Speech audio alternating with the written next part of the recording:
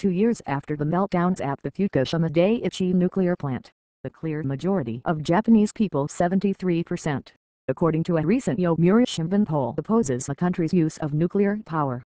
But, politically, that sentiment has so far proven more negligible than powerful. No Japanese politician yet has capitalized on the anti-nuclear sentiment.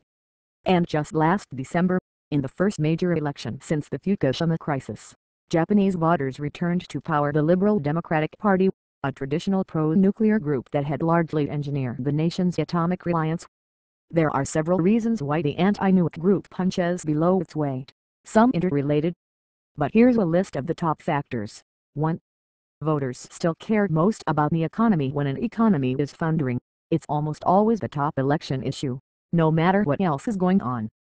An Osaka poll showed that 48% of voters in Japan put the economy as their number one concern for the December 2012 elections, well ahead of issues such as energy and security. The LDP won in part because of a relatively fresh plan of monetary easing and fiscal stimulus to tackle the two-decade period of deflation. For the anti-nuke crowd, voter emphasis on the economy is especially challenging, because growth is at odds with a phase-out, according to economic data from 4 separate institutes used by the government. Those institutes tried to model scenarios in which 1. Japan in 2030 relied on nuclear power for 25% of its energy, and 2. Japan in 2030 was nuclear-free. The economy of a nuclear-reliant Japan would be somewhere between 1 to 3.5% larger than that of a non-nuclear Japan, the institute said. 2. The pro-nuclear crowd remains powerful. The group that supports nuclear power in Japan is significant, and hard for any politician to overlook.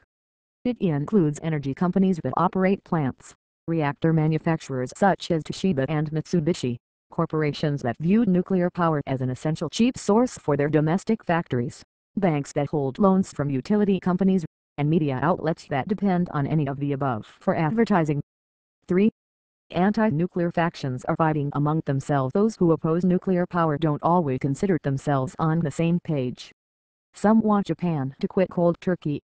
Others prefer a gradual phase-out, where reactors are used as a stopgap until Japan can find alternatives.